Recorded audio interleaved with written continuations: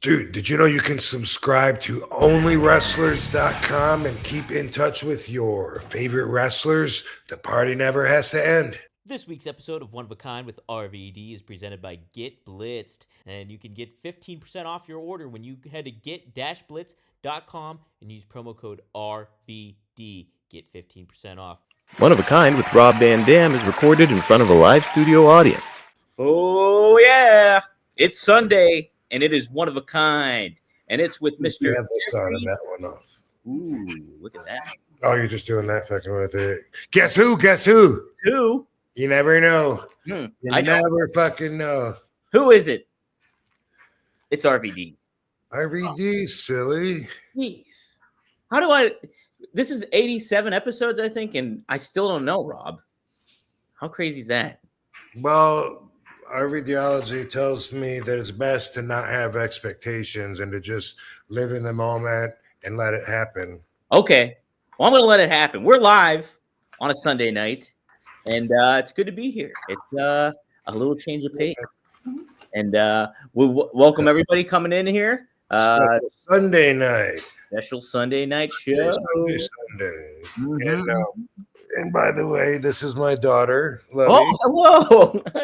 It's Lovey. Yeah. Daughter she's so Lovey. good. What a sweetheart. Yeah. Hey, y'all. Katie, hello. We got Yeah. Rob and Katie here today. It's good to see everybody. Shout out. There we go. Barbara, you over there? She'll make her way over here. We got Jem the Dawn here, who's a regular. Frankie Teresa always asks the good questions. Candido fan. Oh, nice. We got Sean Moody, Manuel Rom. Okay, he's got a good question here, too. Bruins, shout out to everybody. Corey Silva, thanks for everybody for joining in. If you have a question, be sure to chime on in. It always helps to use the super chat. You support the show, and you get the word out about it, too. So, and we'll definitely get to those questions. But, Rob, how's everything been going? Good, dude. Special day this week, doing it on Sunday. So we are on the floating schedule. Mm-hmm. Next week's going to be a special day, too. So everyone keep close to however the fuck you found out about tonight's show, because you're going to hear about it again real soon. Yep. Because of just different days. I guess it's okay to say where we're going. Yeah, I don't know why. It just feels like sleazy to talk about it, almost like I'm trying to. But anyway, a friend of ours is getting married, Nick Hogan, and so cool. we're gonna be there, and saw that a bunch of our friends are gonna be on the guest list. Also, when I'm in Florida, I'm going to make a special trip across the fucking state to go to Animal Ed Ventures. I follow them on Instagram. Yeah.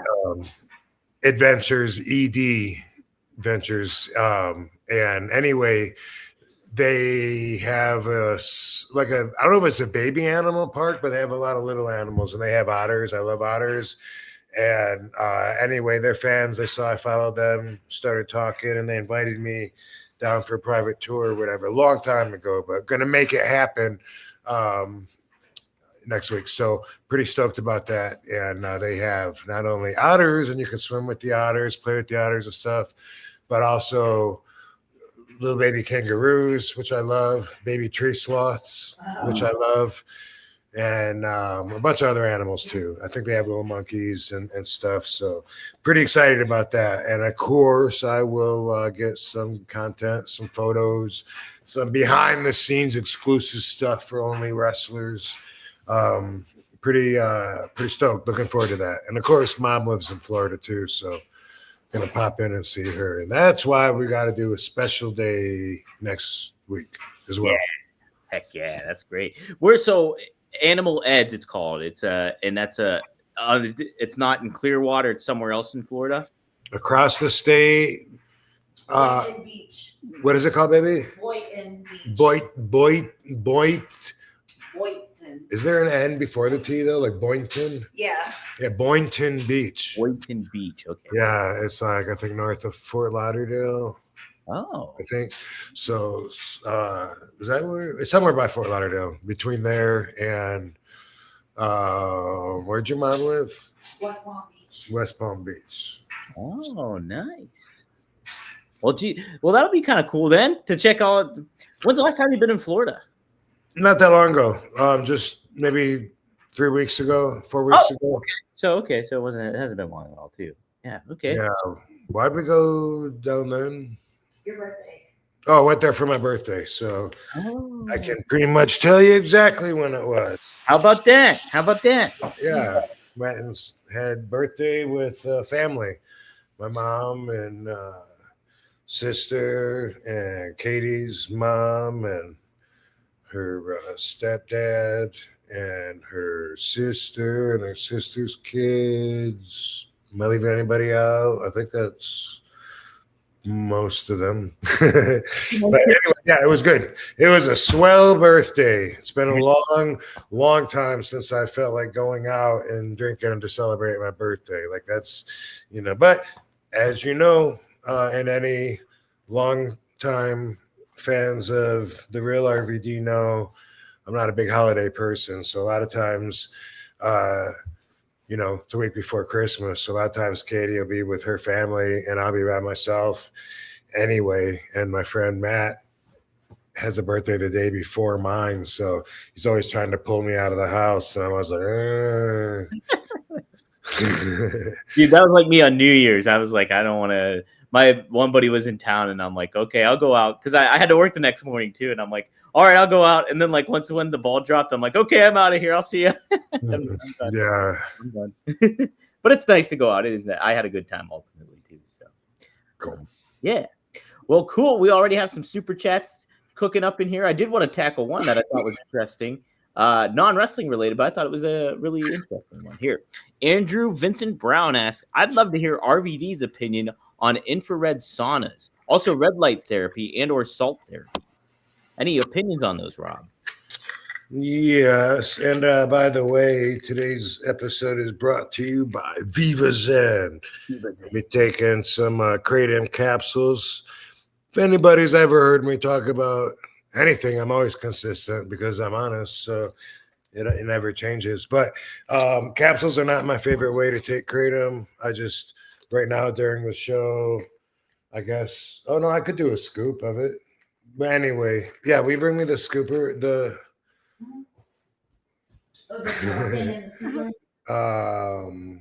Yes, the kratom container with the scooper in it. Thank you, baby. Anyway, I'm not a big fan of the capsules, but I wanted to take some kratom, so I thought that maybe I would go ahead. We have a bunch of capsules, so every once in a while I'll take them. Why not? But they don't help me like the powder.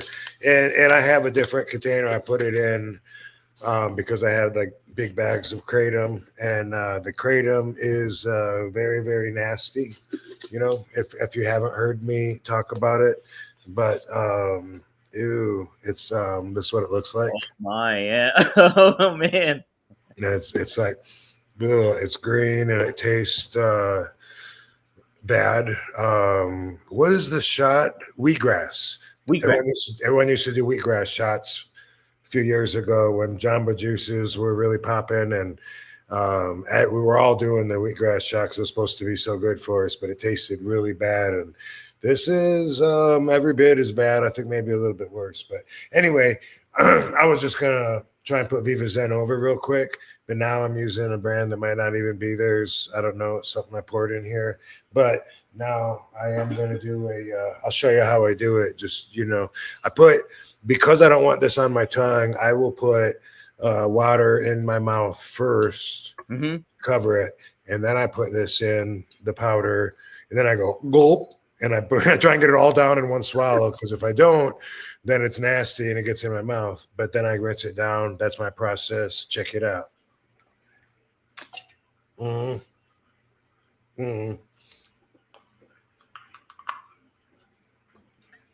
Gulp. So that's how I take it. And usually I have it like all over my shirt pretty much all day. It's because I take protein the same way, except for I don't have to put water in my mouth first. I can put the protein in because it tastes good. But I always have protein or kratom all over my fucking shirts and on the counter and stuff. And it's something I'm working on. Okay, no, it is it's a flaw. It's something that Katie has to put up with. Well, that was pretty seamless right there, I would say. And I got a shot of kratom, so that's awesome because I wanted to ingest it, and now I don't have to take 20 capsules and then probably not feel it, but then sleep way deeper when I do fall asleep later tonight. The capsules, somehow, from my experience with every brand that I've had of capsules, they don't metabolize at the right time. Like I think the shell that the powder is poured into bypasses your digestive system past the point of where it's supposed to get into your bloodstream, and then a lot of it's just wasted. That's my theory, because I will open the capsules up and then I don't need that many. Like 4 of them is like great because it's like that's going to be like a spoonful, like 8 grams or something, depending on what size capsule. But anyway, with the capsules, no, doesn't work. It's weird. Man, that's funky. So, but you still. I was going to do it for you. Well, I was going to do the capsules for you, for Viva Zen, for the show, for Lovey. for everyone. Oh, Barbie, come here. Can I show everybody you? Barbie decided to join us. By Look the at way. that. She's chilling. Yeah. All right. Barbara. Okay. I know you were there. Anyway, what else you want to talk about besides kratom? Yeah. So Andrew was curious about the infrared saunas and Yeah. I'm not familiar with this at all, Rob. So yeah, well, we got a hookup here in Las Vegas. God damn, I would love to put him over right now. Do you know what their name is, baby? God, we suck. Well, his no, I don't know. See, I need a producer that can be working on shit, and like find out. But there's a place we go to that's in Summerlin, and the guy is, a wrestling fan, and Brian Cage goes there as well.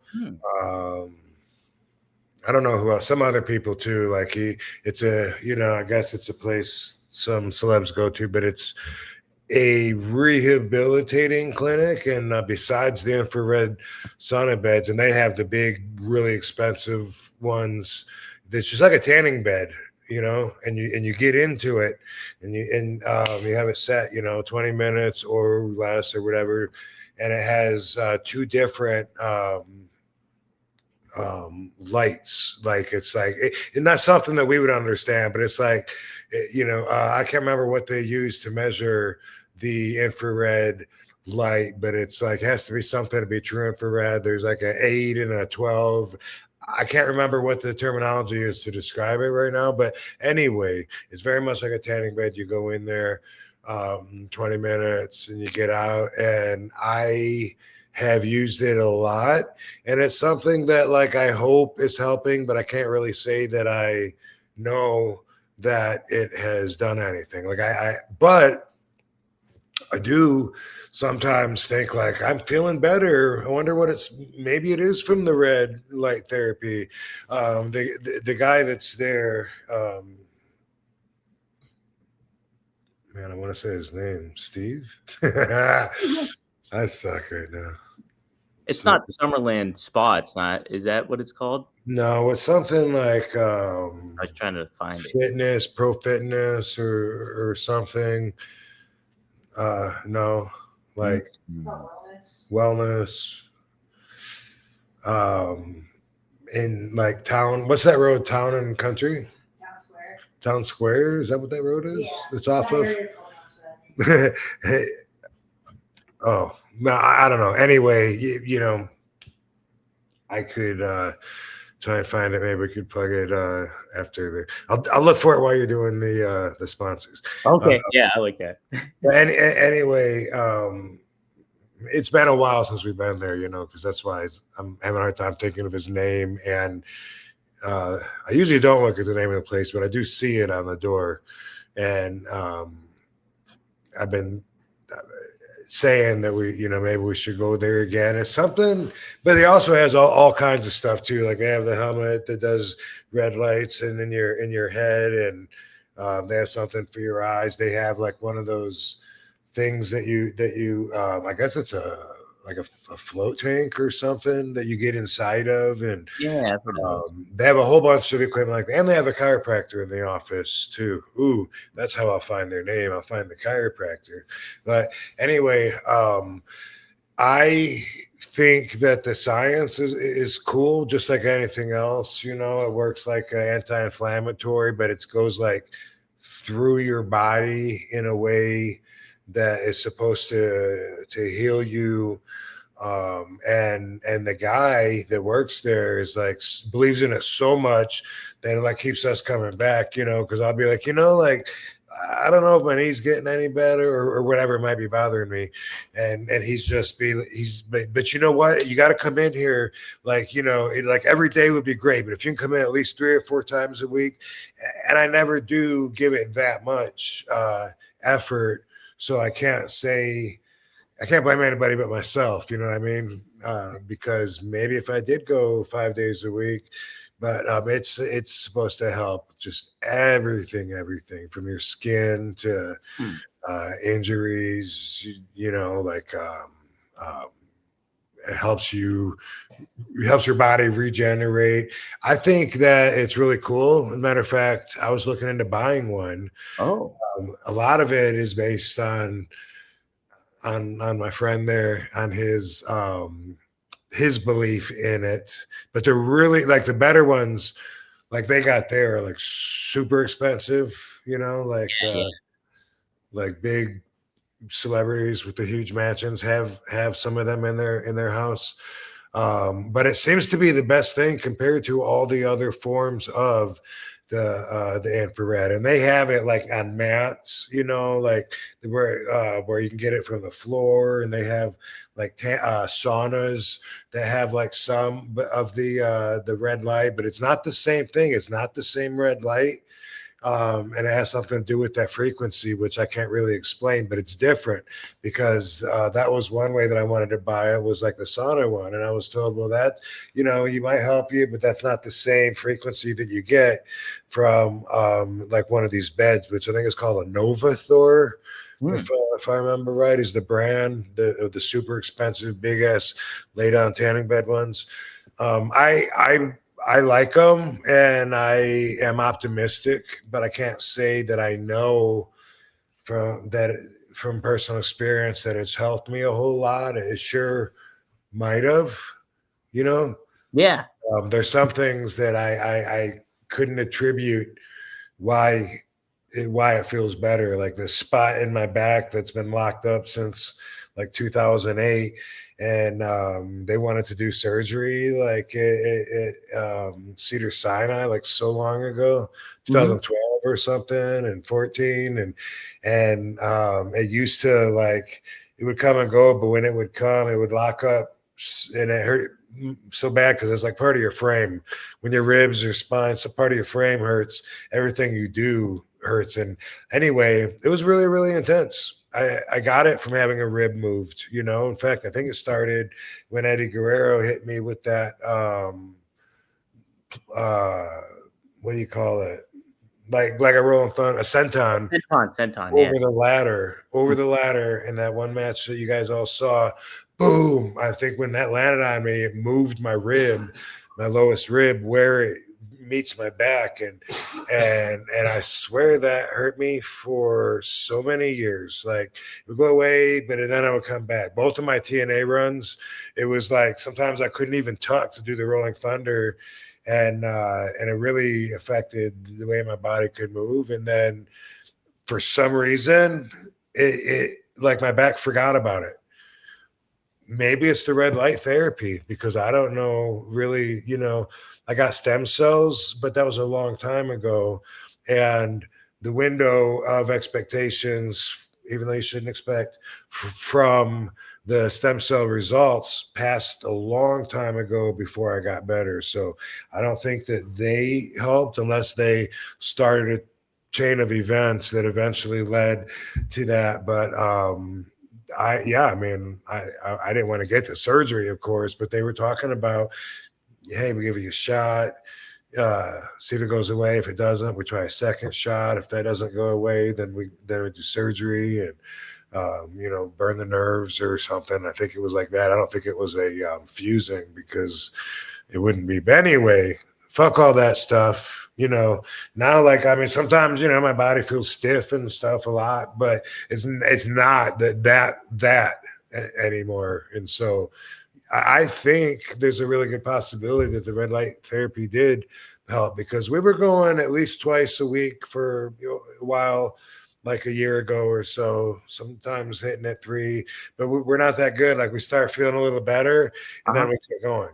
Yeah. And he said a lot of people do that, but that we should keep on going. And it's gratuitous. It's, on the house. So there's no reason except for just not wanting to be in the car for a 14-minute drive. Yeah. Well, no, that's interesting. Do they have? Is there like trying to think of the word? Is there like something that is negative about red light therapy that people say or something, or is Not it? that I know of. Okay. Not that I know of. If you're in the bed and you open your eyes and you look, you can see the 2 different frequencies. It's weird because there's the bulbs that are like red, and there's a tiny little like green line that goes in between each one. Oh, yeah. And if you look it up, I'm sure you can get that explained to you on Google or on YouTube from someone that understands it. But I mean, I looked into it stuff, but it was a while ago, and I believed in it enough to invest my time into it. And as I'm talking it out now, I'm thinking, like, I don't have anything else to attribute my back feeling better to except for that. how about that then? Yeah. Well, that's funny too, because I know Greg Gagne. He was talking about how he had his back work done, and they burnt like some nerves on him. Yep. And he said that it didn't help. Like, it made things worse, I think. Oh, okay. Yeah. Katie and I were just talking about that. Was it today or yesterday? And I was saying there was a guy at Gold's Gym that I used to talk to in Venice all the time, and he had that done, but it worked really good for him. I mean, he was walking all stiff, and then he was gone for a while, and he came back after that surgery, and he was walking up and down the steps there. There's a stretching area up there, and he was just he was like, man, I feel great. They just cut off the nerves. I don't feel the pain anymore. And I don't know long term if that. I don't know either. I think your nerves kind of regenerate, and you got to maybe do it again or something. But Katie was asking, which I thought was a great question, why don't doctors do that all over your body when you just have too much pain, or people that are just in such constant pain that they'd rather die? Why not like cut off their nerves so that they don't feel it, and that it's got to be better, localized like on body parts, or even their whole thing to an extent, a bigger part if they're, depending on how bad they are. And I don't know. I only hear about it done usually when someone has their L1 or L2 down there and their sciatica nerve issues. That's usually the only time that I hear about that, which I've never had, by the way. Yeah. I never had the sciatica issue. Thank God. It's very common with my peers. Oh my gosh, yeah, you hear about that all the time with sciatica and stuff. I'll follow up with Greg too and see what exactly the cause of the problem was when it was that. Because I heard good things about your nerves being burned too, but he said I think it made things worse for him for some reason. I think that was what they were going to do maybe with me, even up there where my rib, hits my spine, which I can't remember what where that falls on the lineup. I got x-rays from over the last 20, 30 years of that thing. But I don't think they do that like in your neck. At least I haven't. Maybe they do. Maybe they do. I don't know. Yeah. Usually it's a fusion. They go through and they got to fuse a couple of your vertebrae together, and in the back too. Yeah. Well, speaking of This just reminded me, just because I was like, who did I have this conversation with recently? And it was our brother Chris Bay. Yeah, talk about that. How Yeah, was so Chris Bay happens to live very close to us, and Katie and I went and visited him because he made it home. He was stuck in the hospital for like 2 months. He had a match, if you don't know, with the Hardy Boys. I know very little about it,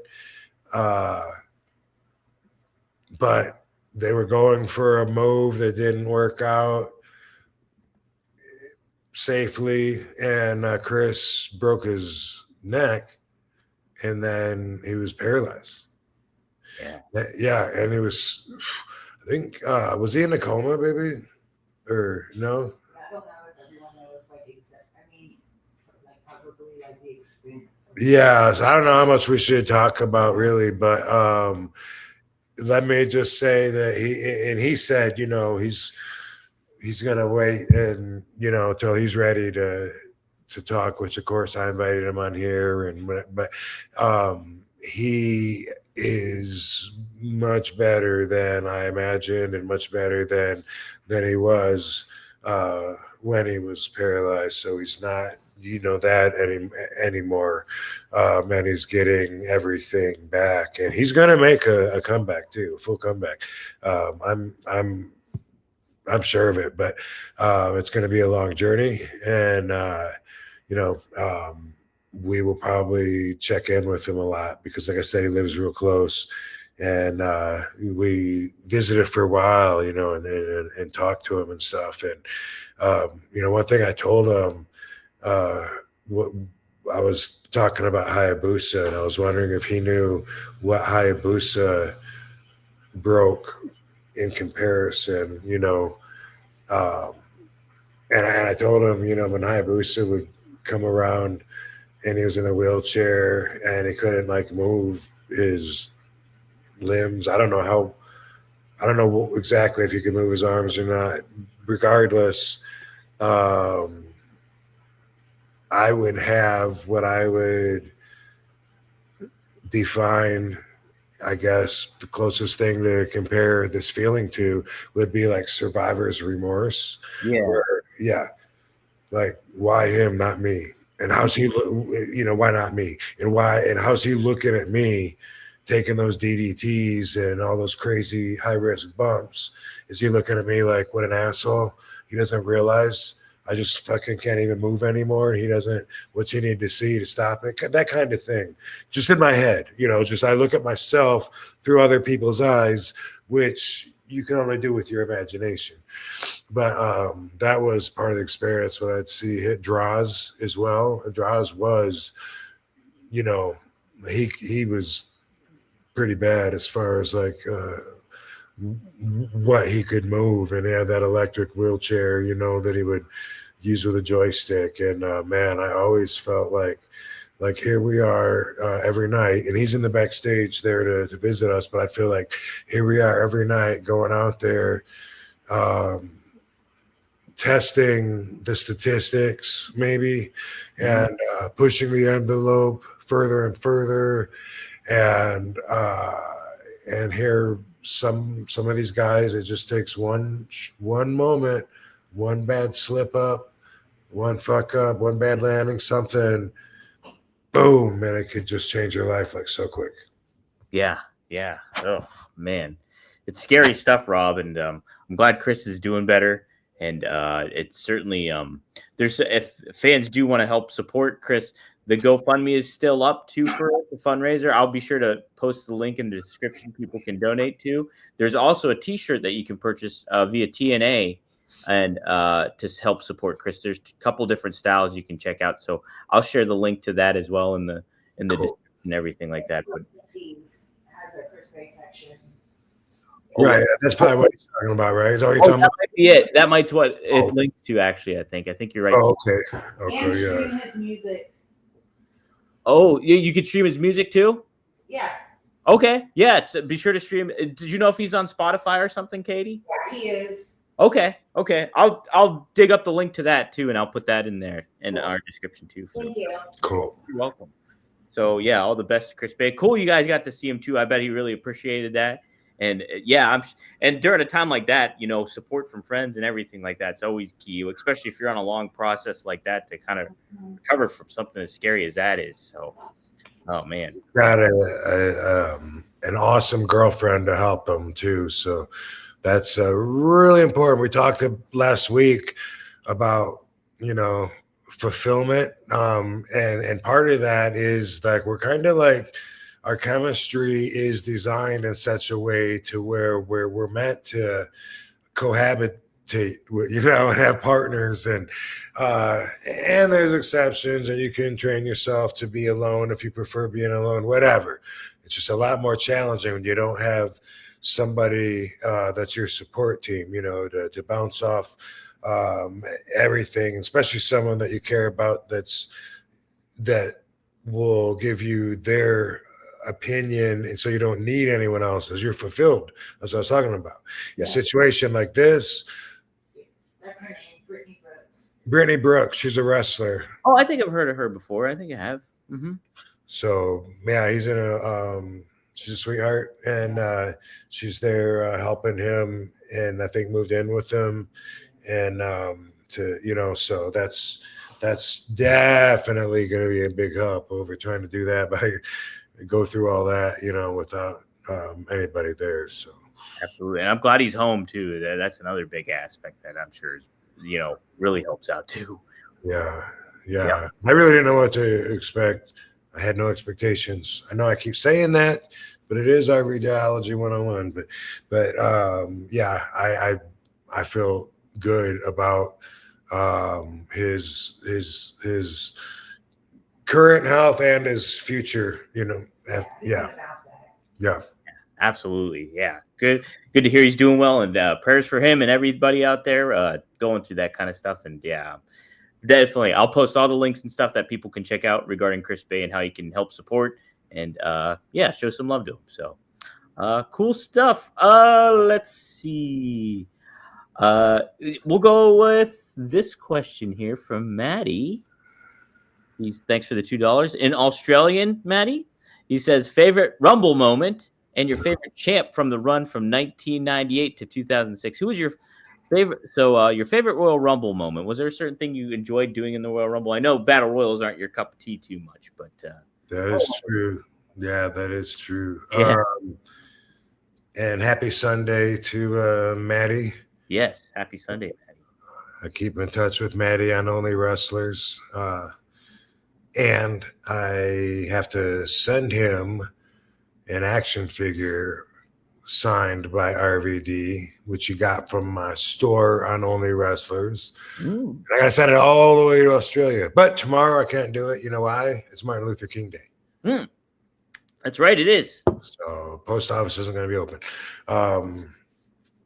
Like when I left and then I came back as a surprise, that was a pretty memorable moment. Like I think I left in 2007 from WWE, and then I was back. I don't know if it was 2009 or 10 or whenever it was. 13, I think it was, Rob. Well, no, I came back for like my 90-day contract in 2013. But okay. But I came back for that Royal Rumble, that one-off, sometime after I left. Gotcha. Okay. And that was pretty cool just because it was unexpected. I think it was Detroit. I could have got a lot more money. Like it was something that, I try not to regret too much, but I would make a different decision this time when Johnny Ace was like, how much do you want, to come in and do the Royal Rumble? And I was like, I walked out on them, a couple of years ago, whatever it was, and it's important to my ego that they know I'm doing fine, and I don't need their money, so I gave them like a good deal on it. Oh, okay. Yeah, I mean, not super cheap, but I could have gotten a lot more and was paid more when I was in the company. But I threw something out there, and he goes, okay, and then how about we bring your wife in too? And I was like, okay, and which, fuck that bitch. No, but that's how that happened. But I remember coming in hot and like boom, boom, boom, boom, and then someone stopping me. I don't really remember that much more Yeah. about the Royal Rumbles in I don't even know how many I've been in, but like you said, Battle Royals are not my favorite match, not my favorite form of exhibition. Yeah. The Royal Rumble aspect is kind of neat, the concept of it all, like as a fan to watch and things like that. But yeah, it's got to be frustrating to be in the ring and trying to like collaborate with everybody and make sure everybody, you're doing your right thing and still trying to get over at the same time too. It pays off when you have those moments to like knock people out and kind of things. Yeah, you come in on fire, and then after they shut you down, it's just pacing. Yeah, until you get to certain moments, it's just pacing, which is, it's yeah, like I said, I mean, it's for my mindset that I'm in when I'm out there, it's not that fulfilling. Yeah. Right. Spark 'em if you got them. Smoke them if you got them, guys. Do it to it. Do it to it.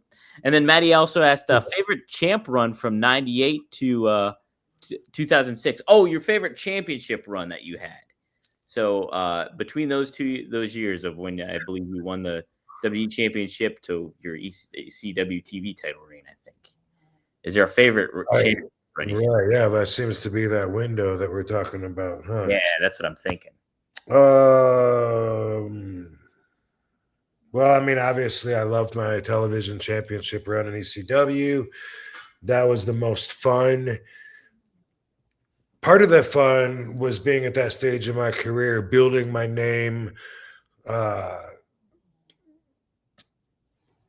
exuding my brand, getting it out there into people's minds. So hopefully that is a temporary moment, because you want to grow past that to reach a bigger star status. That was part of what was so fun back then, was being hungry, knowing that we were part of a company where all of my efforts were going straight into the pocket of the company where I wanted it to. I mean, in other words, in a big conglomerate, global, universal company like WWE, how much is my contributions going to affect the whole company? Do they care if I'm here or not? Or am I just a bug they can squash out and replace? Whereas with ECW, if I'm drawing fans to see me as helping the company, it's growing the gate. It's growing the interest in ECW as I was putting my skills together and becoming a better wrestler. It was rewarding in a way where the whole company was rewarded. We were all getting better. We were all growing.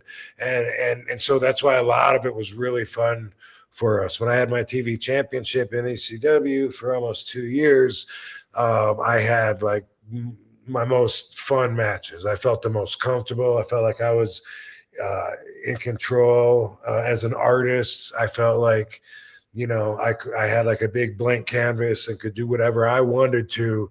And I felt like I was expressing myself, and that everyone was loving what I was giving them. So, and it was different than what other people give or what I'm told to give. So for them to reward me by saying they like it is something that propels me to move forward and gives me confidence. Whereas otherwise, I'm just someone that goes against the grain, someone that swims upstream, a problem child maybe. But now, guess what? It pays off. So we were bringing in opponents from other companies to challenge me for that. I had a great fun, and it's always funny when wrestlers say, I had great matches, because how are you going to judge your own match? You know what I mean? Like but again, wrestling is the biggest ego exhibition that there is. Everyone has to tell you they're the best. And a lot of them will argue, dude, we had the best match of the night, man. I had a 5-star match with him. Okay, that's kind of like saying, dude, I'm so good looking. I'm the best looking one in the dressing room. Like, it's subjective, bro. You liked your match the best, but wrestlers don't even know that because they're so used to tapping into their ego. Anyway, I'm getting off track here. I enjoyed the television championship reign. And of course, in 2006, when I won the WWE championship and was ECW champion, it's easy to remember that title reign because it was so damn short. Yeah. But I actually don't remember like all the matches that I had within those couple weeks or whatever. But regardless of that, the reason that I was so vindicated, validated, so happy at that moment to be the number one guy is because I did it my way. And my whole career was the build up for that moment. So for me, that was just great. You know, it never would have happened if I hadn't changed the entire playing field by talking Vince into bringing ECW back as a pay-per-view, you know, and then that led to this, and boom, I'm the best foot to put forward now. Who would have thought that? A lot of guys would never have thought that. I was one of them. But, you know, that was a big disappointment when I lost that championship in 2006 as well. I felt like I let a lot of people down. But in the end, you know, I can't really apologize for being myself.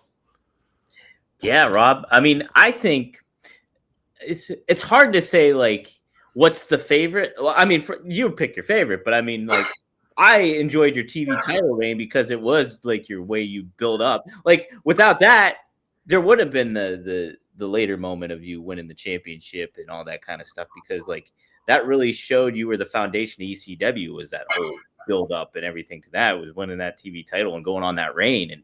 Yeah. But I loved it whenever Sabu and I were tag team champions because I love working with him best out of everybody, whether he's my opponent or my partner. But I definitely loved it when we were partners because it's just so damn real. Like we're out there like brothers. A lot of teams that are brothers or grew up together or whatever, they have a huge advantage because of their bond. And you don't think of that when you're just watching, you know, it's entertainment, you know, but when you're out there and there's like a real relationship there, it's especially in certain situations.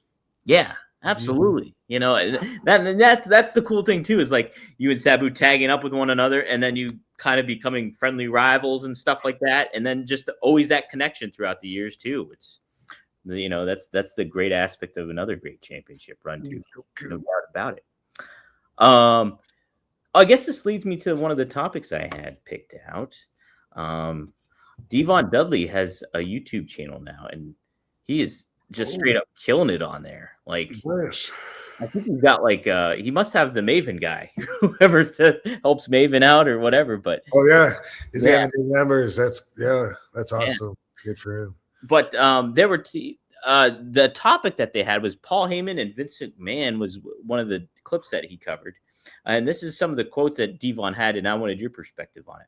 So he said, Paul had so much responsibility on his hands regarding ECW. He said he trusted nobody, even though he knew he needed help. He was still going to carry the load all by himself. He didn't care. I think that's what burned him out. Probably one of the things that I feel that probably closed the doors of ECW. You've got to have that help. You've got to be able to put your pride aside and go, hey, I need help. Can you help do this? Can you help do that? When you're trying to live up to the hype that ECW created, it's hard to keep doing it on a regular basis when you don't have any help. So that was one of the things that I wish Paul could have done because maybe the company would still be around. Who knows? But that's one of the things that I feel Paul, basically, I didn't like about it. I wanted to see ECW survive because it was my home. It was my first home, and it was sad to me because it was gone. Do you agree with that assessment with Devon saying that Paul had a hard time delegating and maybe just needed help and not asking for help and getting that? Or how do you feel about that kind of affecting the whole growth of ECW, I guess?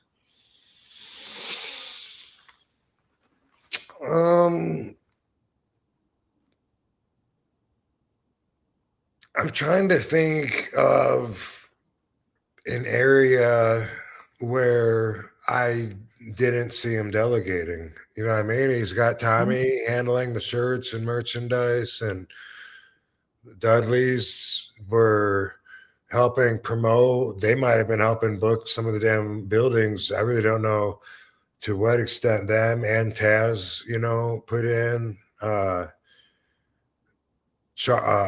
and Charlie are camera guys. Like they did so much in production. That is something, like Paul would go and overlook the whole editing process like every week, or I guess every week, and spend time in Ron Buffone's basement where the editing studio was, and they would he needed to be, but you need to be. That's how I was on Headstrong. I was over my partner Joe Clark's shoulder. Every little thing was important to me, like, hey, we got to take that one beat out. There's like a beat before it jumps frame, and it's distracting. It takes away from the energy.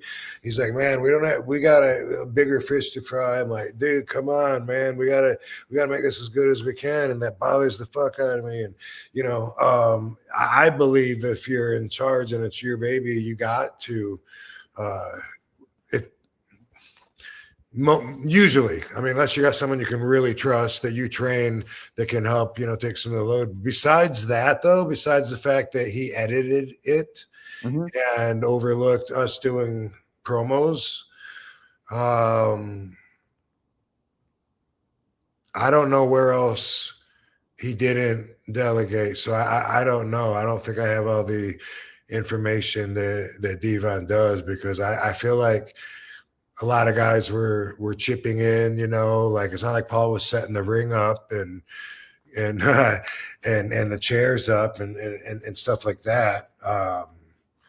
He had to do the editing, the promos. He could have delegated to someone else. It's not like Vince was there every time we did a promo in WWE. It wasn't directed by him, so there is some delegating, but we weren't that big of a company.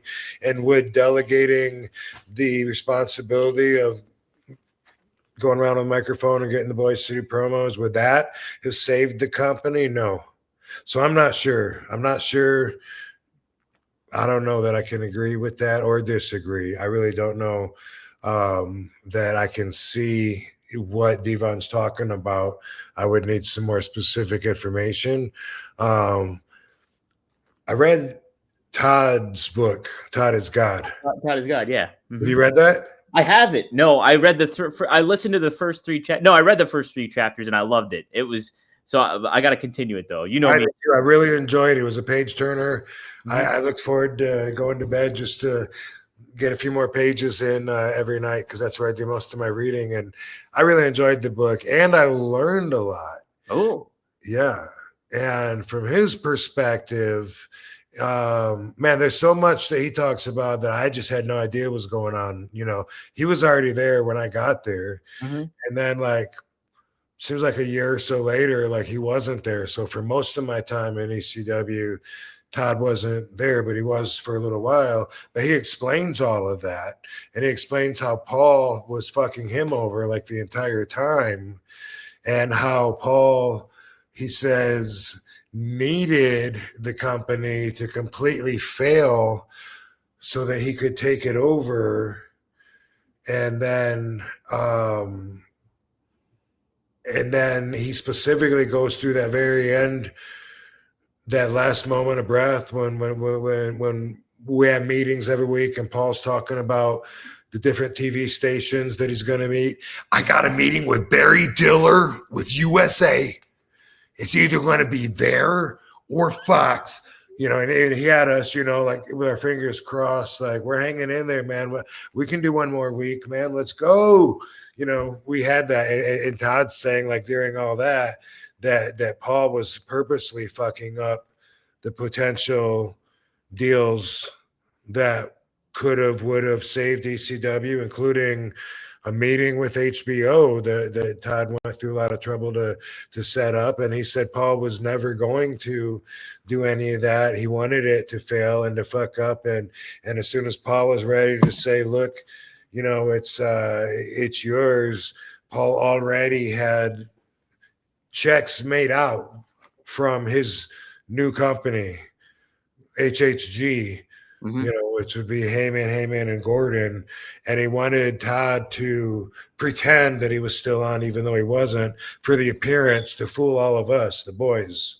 Oh, That's what I got out of the book, which is pretty amazing, enlightening, credible.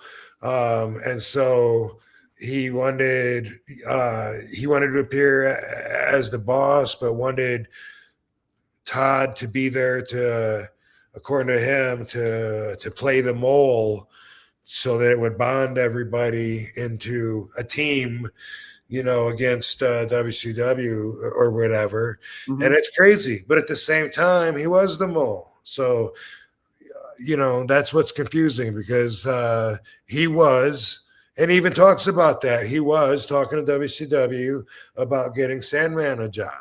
And then, about getting Raven a job or whatever. He said he was going to do the same to me. Mhm. And I told Paul, Yeah. I said, hey, your mole is Todd Gordon, right? And he was like, what? And I said, yeah, he wants me to go to WCW and stuff. I don't want to go there, And anyway, according to Todd, Paul already knew, and the whole thing was a work. And Paul wanted Todd to play the mole and played him the whole time that they were running shit together. So I highly recommend it. This is all hearsay coming from me, but the book is called Todd is God. I bought it on Kindle because that's where I do my reading, and I loved it. It did have something that was not totally correct about me in it. Oh, did it? Yeah, something small. It said that he talks about me introducing Katie to him. Hey, Todd, this is my wife, Katie. And he says that I told her Todd was here almost as long as I was.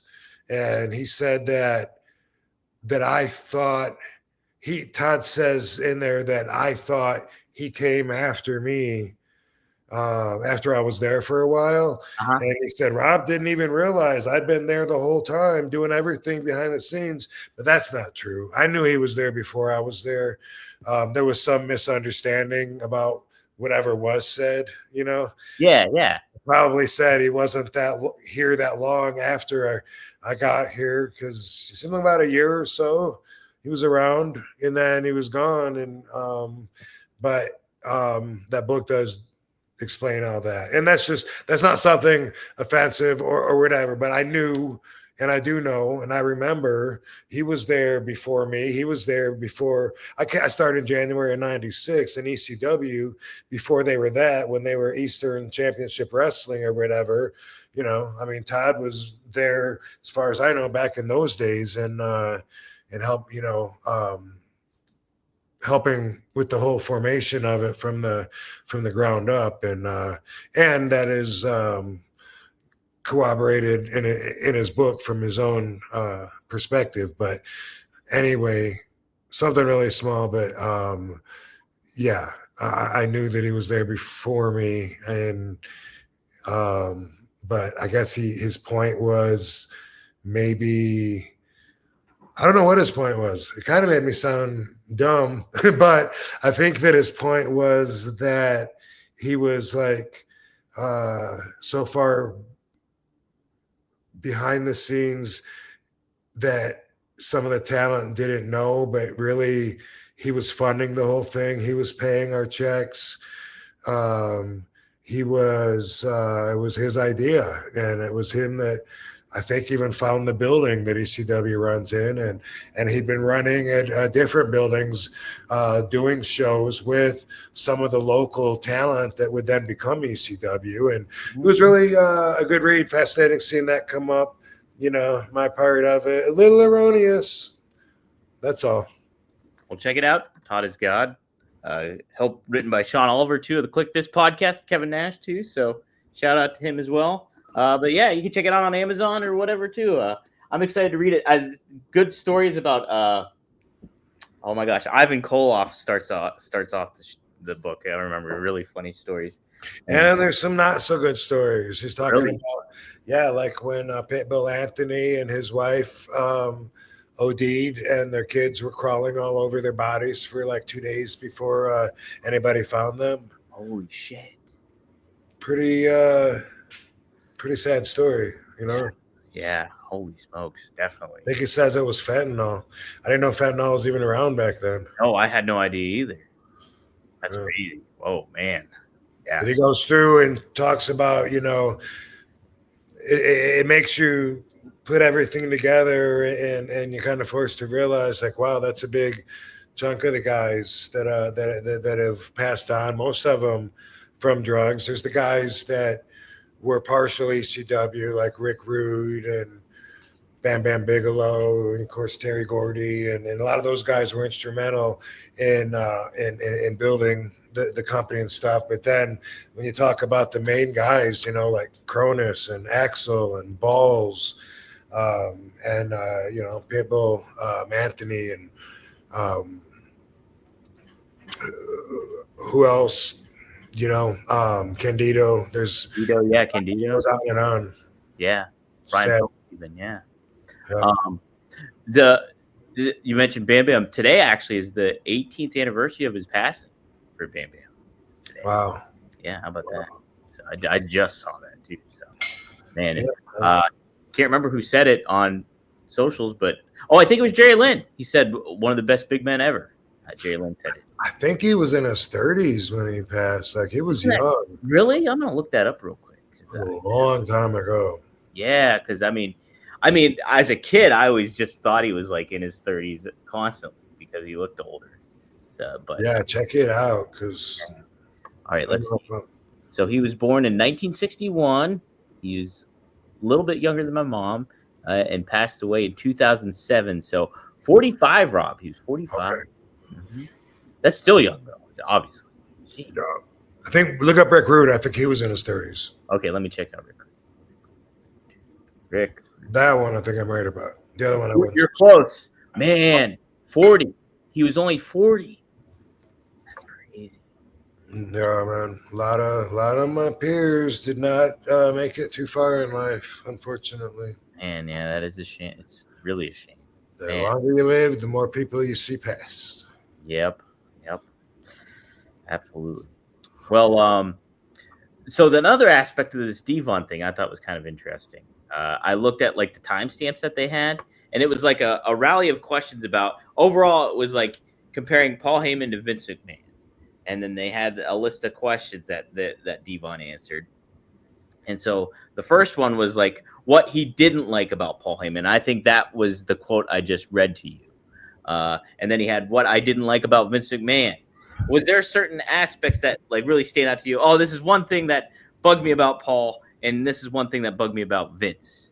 Were there two different things with each of those guys, Rob?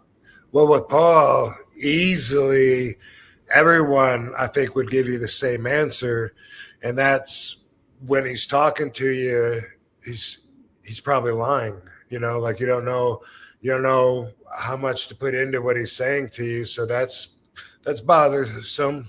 You know, that can kind of get in the way of a good relationship. Yeah. With Vince, the only thing I can say was I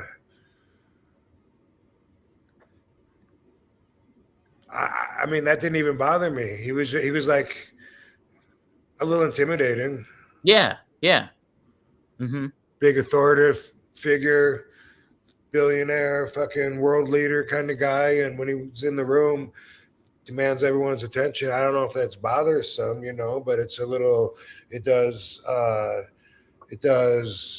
would say straighten out your vibration a little bit. Yeah. Like the walking on eggshells vibe. Is that kind of what you mean?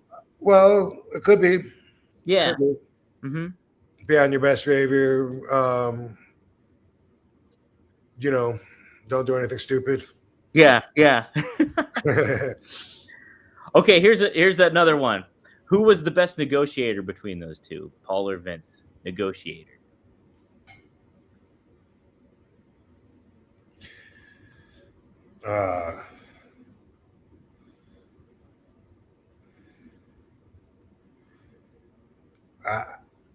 I would say Vince, based on the success of some of the deals, that he's got under his belt with major television stations, with sponsors, with huge multi-million-dollar stars, with huge venues, and like he's had to make way more deals, negotiating way more business.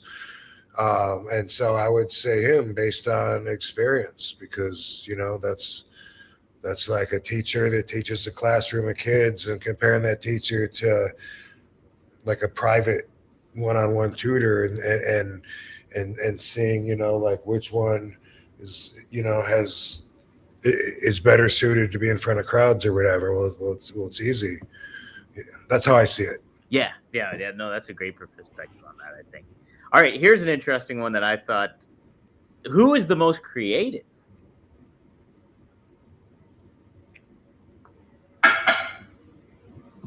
Well, I mean, I've never, just based on my knowledge, my feelings, my understandings of everything, I would say Paul. Paul's extremely creative. That's one of his gifts, I think. And maybe this is where Devon was saying he didn't delegate as much, because like Vince would have like a room full of writers, people pitching different ideas and stuff. And Vince still has to be the top creative guy, and he makes all the decisions. But I maybe just because Paul had to come up with anything on his own that wasn't pitched by the boys as a passion project idea or something. And I think it took a lot of creativity for him to depending on how much of Todd Gordon's book you believe and how much credit you want to give to him and how much you want to give to Todd, I think that just his ability, to be able to combine social factors of current society with wrestling was an amazing winning formula. 100%. The thing with Paul too, yeah, you mentioned that, but on top of it too, he was able to accentuate everybody's strengths and like play down certain talents' weaknesses too, where it's just like, I know where this person excels at. Here, let's highlight that and show it. And Paul is always great at that. And you can even see that today too in certain aspects when it comes to the WWE product. So yeah, but like, yeah, Vince had a lot of people's ear, like a lot of like people from Pat Patterson to, Michael Hayes, you name it. There's like so many different names that have helped Vince throughout the years. Not that he wasn't creative himself, but right. They didn't have to use as much creativity because he did delegate. Exactly. So I thought those were interesting topics that Devon covered, and I definitely wanted to get your thoughts and perspective on it. So yeah. Did Devon talk about what he contributed to the day in and day out of the ECW production or the running of the company? I don't know. So he might have. I didn't watch the clip. I read an article and then I saw the timestamps of the YouTube clip. It was only a 14-minute clip, so I don't know how much detail he really got into of it all. But yeah, what was Devon's process in? I really don't know, and I can't remember. Did he live local, or it seems like they lived in Florida? Oh, I don't know. But I think they moved from New York to Florida during this time. I think because I remember them being a poster team. Like they would. I think that they were supposed to go to the town ahead of our shows with posters for people to put in their windows and stuff. They would also go to the strip clubs and they would do some kind of casting and hire like girls to come to the show for whatever reason, Yeah. And that was something that they did a lot too. Like when they were doing that, when they were the poster boys, we always had strippers at our shows. Yeah. Well, you know what? You think about what Eric Bischoff did with WCW and making sure like attractive women were sitting ringside and stuff like that to make it feel like a bigger deal. Like, hey, it's not just like neckbeard wrestling fans that are tuning into here. We got some chicks tuning in, right? Yeah, bitches make everything better. You make everything better, man. Like Whole Foods. Like, yeah. That's it. Cool. Let me see what else they want. Oh, I guess we should do the sponsors, Rob. Let's shout out. I'm gonna try. Okay.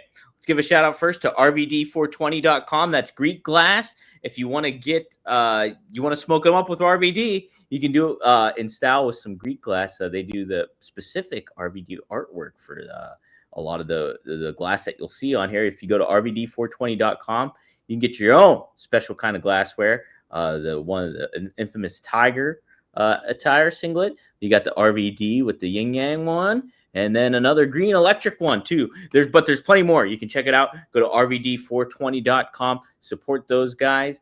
They do a wonderful job over there and make some real high quality stuff that you will not be disappointed in. So be sure to check that out. Also, Rob mentioned it earlier. Check out Only Wrestlers. Go to onlywrestlers.com. Sign up now. There's over 19 pages. I think that's over like 200 and something different talents on onlywrestlers.com that are part of the process. And it's a growing community there. And there's always stuff in development there that Rob has planned. So be sure to check that out. Sign up. You can subscribe to Rob's channel for free. You can subscribe to Katie's channel for free. And the Only Wrestlers channel too. The Only Wrestlers Association. Some new signups, by the way, are Chris Masters, which he's already been on there, but he's already had his profile, but he's like checked in using it now. He's booked at our first show coming up March 20th in Hollywood. Hell yeah. Yeah, we'll talk more about that on our next show. And then Luke Hawks and of course Tessa Blanchard, but someone else, Justin Gabriel. Yeah, and I got like other guys too. As I explain it to them, then they're excited and they want to use it, but they're not sure until I find the time to make appointments and hit them with the Fonzie tomorrow. I'm going to teach Fonzie how to use it because I showed him on his show, right? And he was excited about it and like, I can't wait to use this. I was scared of the technology, and so I wasn't, I was unsure and I was scared, but now it's easy, Van Dam. Why was I holding out? This is great. And who else? Well, you got Alan J's on there, and right? Yeah. But we just we got like 3 or 4 like of the more recognizable names as well, and I was trying to name drop them, but whatever. It's all good. Check it out whenever. Everyone's going to eventually make their way. Brian Cage just signed up too, doesn't he have a profile on there? Am I wrong? Yeah. And Melissa, and they are at that first show as well.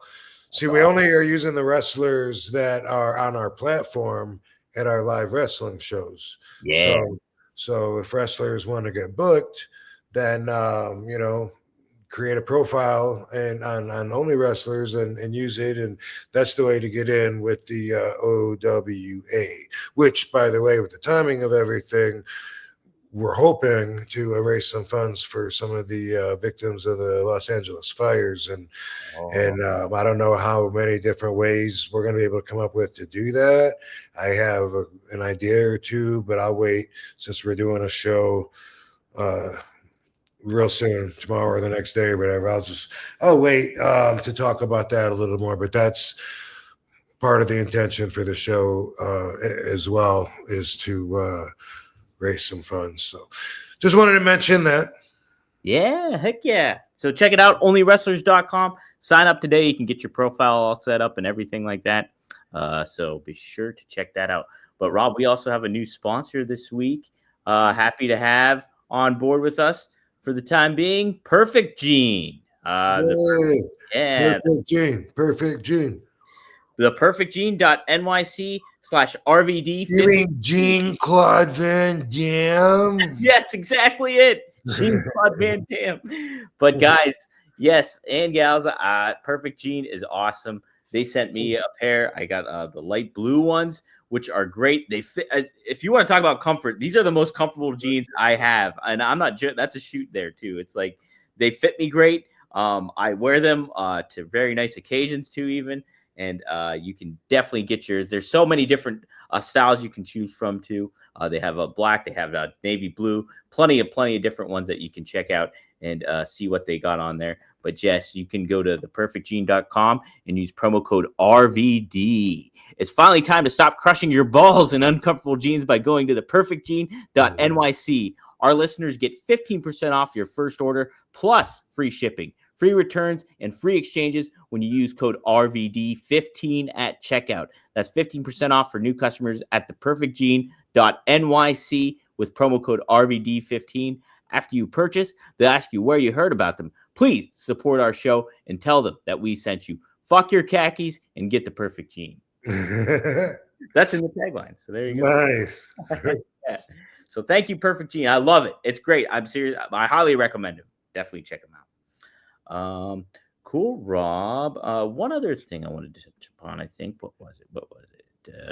Not that. Oh, yeah, this is interesting. So Baron Corbin, he's done with WWE. He's kind of like a free agent now. But then there's talks about what happened with the situation with AEW and Ray Phoenix is going on, where Ray Phoenix is still under contract with AEW. He is? Yeah, he is. What? Yeah, but is there a match on WWE? No, so that's Penta, his brother. Right. So Penta's free to go, but Ray Phoenix is not, because since he's still under contract because his contract got frozen because he was injured for a great deal of his time when he was under. Okay. So Baron Corbin was trying to give some context to how these work, because somebody on Twitter said Tony Khan needs to let Ray Phoenix go. This situation only hurts the talent. And so this is what Baron Corbin said in response to that. If you sign a contract, you honor it. Would it have been okay if Tony didn't pay him while he was hurt or out of action? The answer is no, because Tony signed the contract as well. You can't switch teams after getting what you want and signing the contract. Obviously, Ray Phoenix wants to get out of AEW. His brother's in WWE, and they just want to move on. It's been a bit just from a creative situation that has not been beneficial for, I don't think, either party. So somebody chimes in with another tweet saying, adding injury time to his contract and having no plans to use him is not hurting anybody but Phoenix. So Baron Corbin responds to that. Everyone who gets hurt gets injury time. Doesn't matter if it's WWE, AEW, or TNA. That's part of it. And maybe Phoenix doesn't want to work. Only him and Tony know that. So Rob, I just wanted your perspective on how those contract situations work. If somebody's hurt, if you is it customary for a wrestling promotion to be like, okay, we're tacking on you got to make the rest of this contract up after you recover from your injury. Your injury doesn't necessarily, cover that time of your contract. Is that typically how it goes for a lot of? Yeah. Mm-hmm. Yeah. Okay. So, in 2005, I got my only surgery I've ever had and got my knee not replaced, reconstructed. ACL and a medial meniscus tear were repaired, and I took the whole 12 months off. 6 months. They say 6 to 12 months. So at 6 months, they brought me back into WWE to have a look at me. I was like, fuck no, I'm not ready. And to be honest, I loved 2005. That was like one of my favorite years of my career, because I got paid to be home and smoke weed and watch TV for the whole year and do therapy. And they brought me back at 6 months, and I said, no, I'm not ready yet. And I wasn't. And so Carlito attacked me and put me back out. People probably remember that. And then 6 months later, Dr. Rios, from what I understand, said, let's get him back in here. We don't want him milking this. We think, he should be ready. But I wanted to take the full 12 months off because so many people like Rey Mysterio had got the knee surgery, come back too early, fucked their knee up again, and then had to do the whole thing all over again. At that point, Ray told me that he had gotten one of his knees done 4 times already. And I think he's had it done, I don't know how many times since, because this was 20 years ago. Wow. So I took a full 12 months off. I was glad I did because I never looked back. You know what I mean? And people that watched my rise from 2006 to the disastrous fumble with the weed in 2007, I guess, or 6, whatever. I don't know. But during those years anyway, when I came back from the knee surgery, I didn't sell it one bit, like it was boom. I didn't cut anything out of my move repertoire. I felt great. My knee still feels good. So it was a good surgeon. It was the best, Dr. Andrews in Alabama, who did a lot of us athletes. But it was a fun year. I came back, and then I found that they were going to extend my contract now by 12 months. I don't know if I knew they were going to do that. Mm-hmm. But here's the thing. They paid me to do nothing for 12 months. So I felt like, uh-oh, are they going to expect me to come back for 12 months now and work for free? Because they already paid me. And I had that in mind, which thank God, no. They extended my contract by 1 year, and it was just another year to make more money. So it ended up being good because I needed to wrestle after getting my surgery anyway. Yeah, so it worked out. Like it, and is that typically how it goes for wrestlers too? Like there's horror stories of people, when Test broke his neck, allegedly, WWE said, "Hey, take a hike. We're done with you, and if you heal up and feel good enough to wrestle, hit us back then." Yeah. But there's horror stories like that. I've never had one. I've never had a problem with them not just covering something. So, even like in ECW, like Paul was telling us all that we had insurance, that there was group insurance, and we were saying, well, look, show us, get a certificate, ID, something with a policy number, something. And we were going like back and forth on that. And then boom, I got into this jet ski accident with my Evil X, right? Oh. That ended up being really expensive. Her femur was broke. She had to get a steel rod put in there. Lots of hospitalization, lots of therapy, screws, bunch of stuff. Anyway, turns out that insurance policy that we were guaranteed that we had didn't really exist. Oh no. Oh no. Yeah. Well, that's how we found out. But Paul was good on his word, and he covered all the bills. Oh, nice. Holy smoke. Yeah. Because dang, that'd been scary stuff if not. Jeez. But he was telling us, don't worry, you have it. Not just me, like there was a bunch of those top guys that allegedly had this new group insurance policy, but we couldn't get policy numbers or any info on it. And we were trying for weeks before this happened, Yeah. Oh my gosh. Yeah. Yeah, good old Paul. Good old Paul. How about that? So I'm gonna get to the super chats here, and then we'll close the show out. But I gotta pee. You want to pee? Go pee. We can. Well, how long are we talking? We can. It can only be a couple more minutes. We'll be good if you can. Are you good? Yeah, I'll let my DB back up. Okay, sweet. Speaking of, we'll do this one. Mejan Utopia, thanks for the $2. He says, "How many smoke sessions does RVD have daily?" Smoke sessions, Rob. It all depends. I would say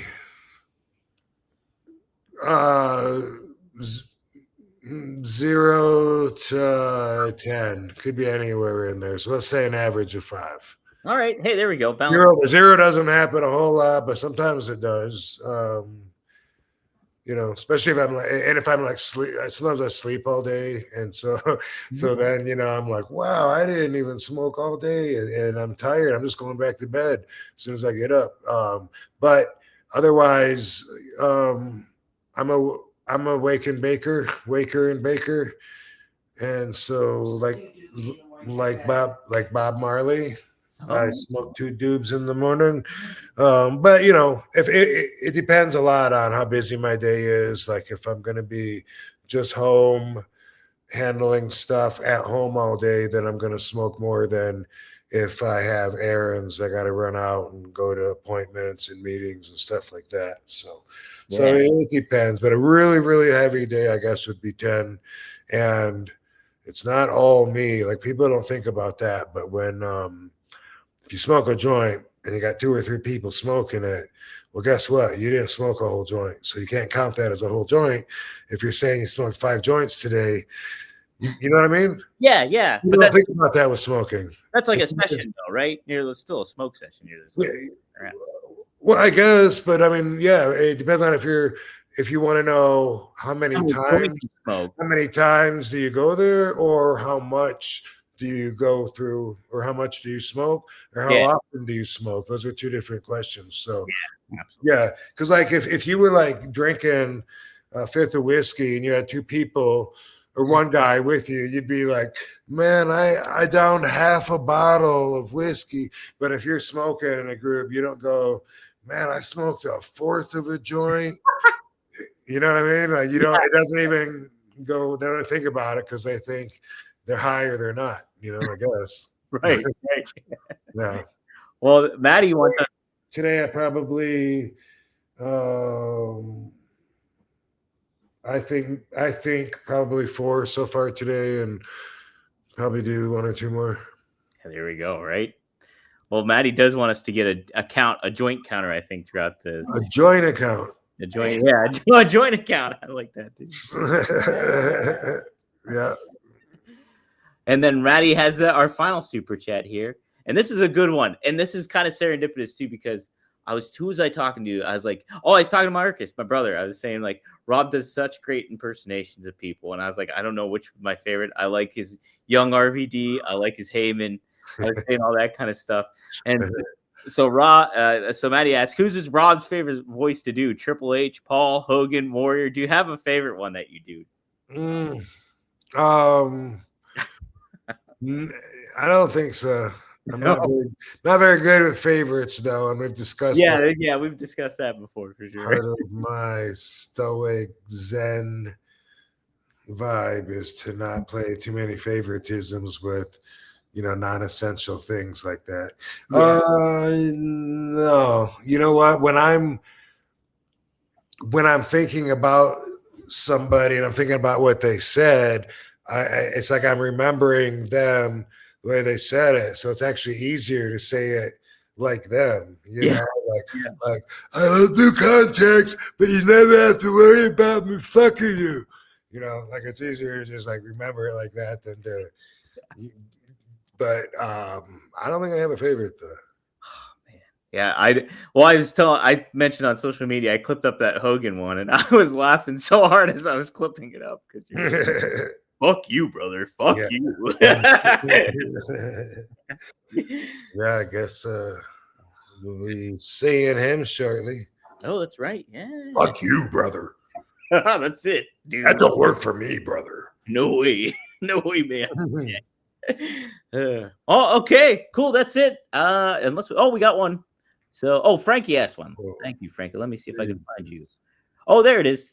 Thank you, Frankie. Here we go. Real quick. Top 3 favorite companies you wrestled for, and your favorite building you wrestled in for each of those. Who's top 3 favorite? I think we did this before, Rob, where you kind of ranked them. Which ones you liked the best? Yeah, I mean the 3 are gonna be the obvious 3: WWE, CW, and TNA, because those are the most runs that people know about with companies, and there haven't been a whole lot more that I would call runs. All Japan was a run. I mean, a lot of the indie promotions. WCW was a run. Mhm. Yeah, I guess IWF. I guess there was a lot of, so IWF, no, South Atlantic. Yep. Um, yeah, so favorite building to wrestle in each of those. So the most fun company for me was ECW. And my favorite building there was probably the Hammerstein. Uh, yeah, probably the Hammerstein Ballroom. I love the Queens Elks Lodge. I love the Philly ECW Arena. It was cool when we were growing and getting bigger and bigger. We got the Odeum in Chicago. We got the was it the not the Beaver Dome or something that Shane Douglas got us in Pittsburgh? That's your town. Yeah, that's my Yeah, that town. was our biggest crowd that we had. There was like over 5,000 people there. Beaver Dome or something. Or yeah, Let me look you that don't know about that? I don't know the Beaver Dome. That might be, that's way before my time in the Pittsburgh area. Yeah. Oh, okay. Buffalo, Buffalo. Bertha Cancer Center. Yeah. Loved a lot of the buildings. If I had to pick a favorite, I guess I would go with Hammerstein Ballroom. And for WWE, that was where I became the biggest star and also, made the most money. And that was one of my favorites as well. And my favorite building with that one. Fuck. I don't know, man. I'd want to sleep on that and really think about what perspective to take. That one had a really cool place to go and smoke, but then that one, was just a cool building, and then that was cool because it was so big and there was so many people, and I really don't know like what to put that on. So I'll just go with the Sky Dome in Canada and Toronto because that was the biggest crowd that I got to wrestle in front of, which was WrestleMania 18. TNA obviously would be my third. That was I enjoyed that. It was TV. It was a place to work, and it makes one of my favorites also because it was one of the easiest jobs for the money, considering that I started out just doing 2 days back to back every 2 weeks.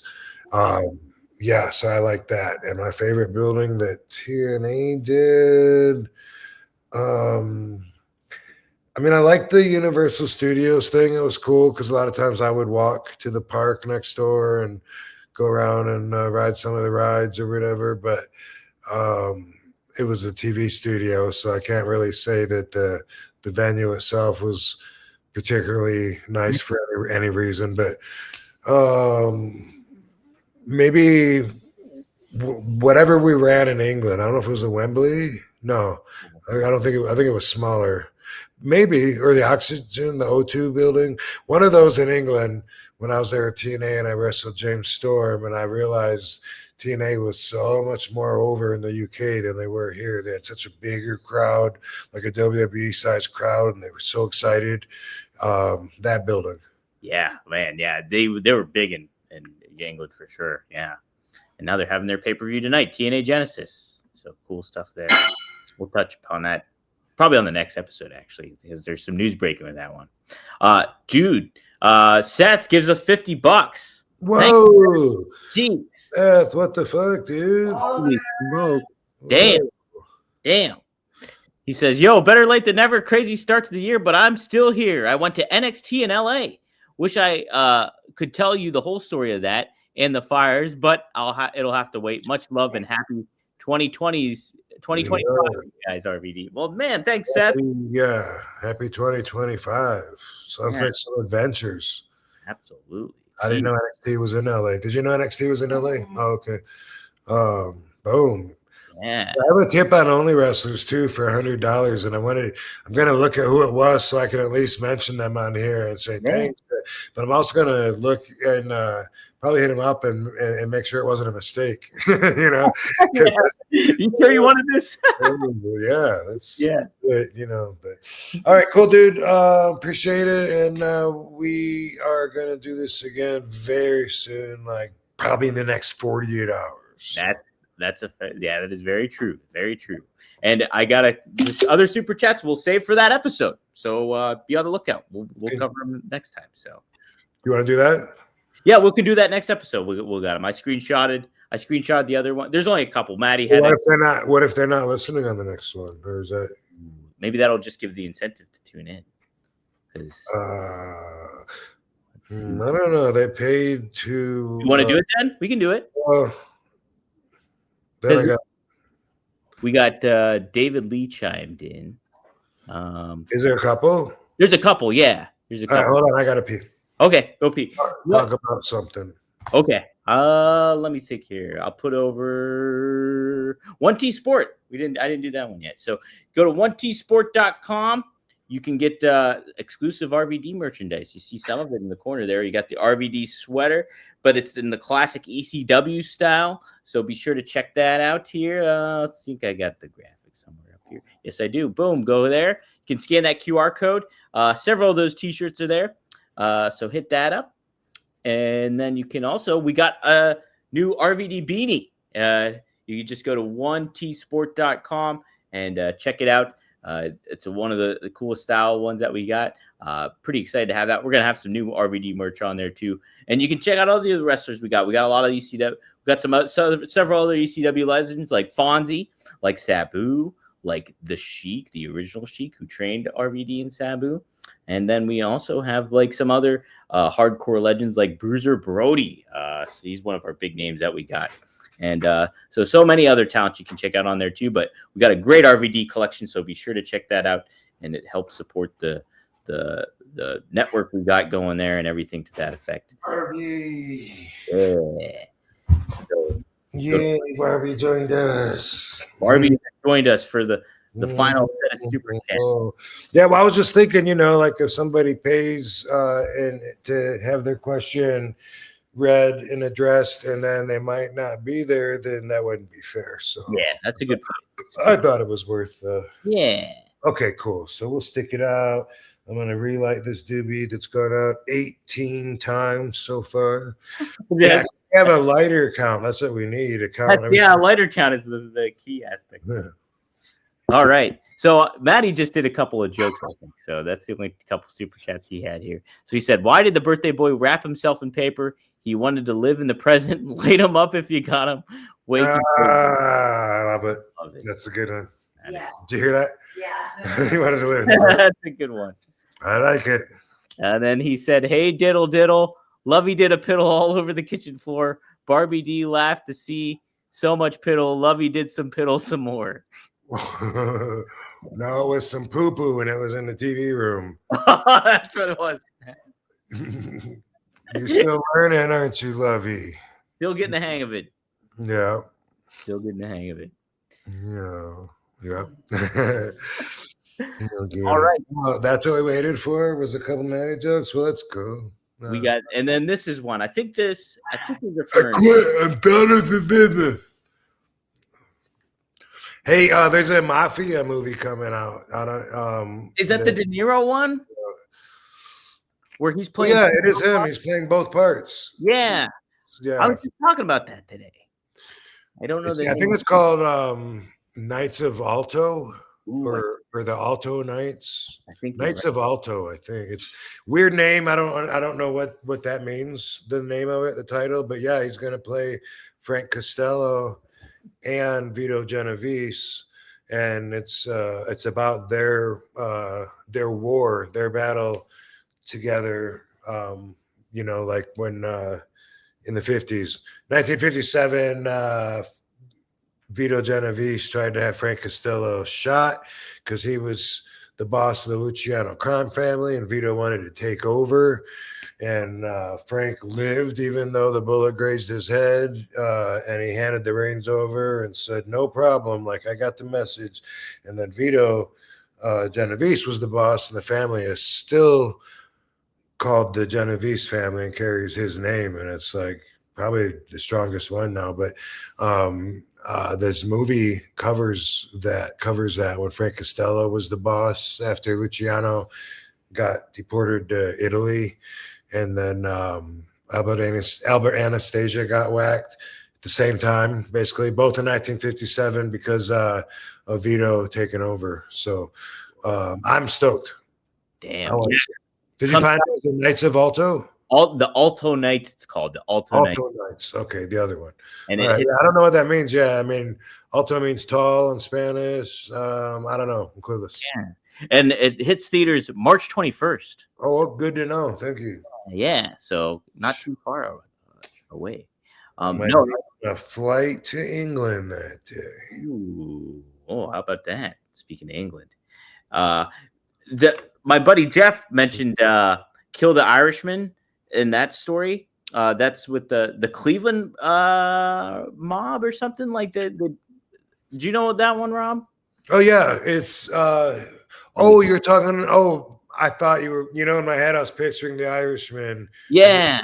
They might kill the Irishman. So yes, and you're right. It's the Cleveland mafia against Danny Green, who's a Irishman in his group. So it's the Irish versus the mafia, and yeah, they had like I guess I don't know what the number is, something like 24, I think, or maybe more. It was, I don't know, it was a lot of car bombs like within a year. That was their weapon of choice during this war, was just blowing the cars up and stuff. Holy shit. Yeah. Let me see something. Hold on. Hey Siri. How many bombs exploded in the Cleveland bomb war? Okay, I found this on the web for how many bombs 1976. exploded in the Cleveland bomb war. Check it out. I have to select one of them. The headlines don't give me enough info. Oh my God, I don't want to read a whole fucking article.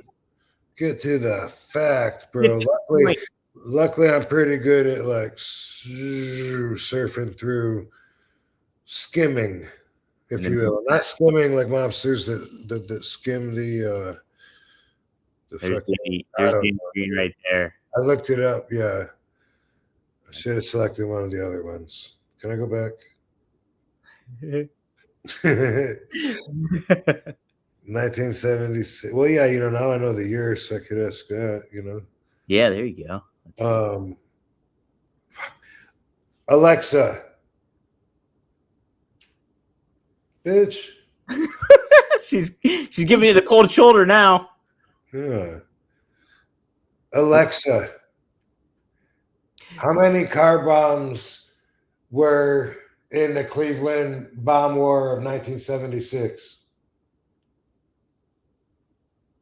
If she doesn't tell you, I think I found it. Sorry, I don't know that one. Okay, thank you. Wikipedia says the faction set more than 36 bombs, most attached to cars. While some bombs were unsuccessful in their attempts to harm, maim, or kill rivals, many victims were killed. 21 of the bombings were in the city of Cleveland, and 16 of the bombings took place in the suburbs. So how about some shit?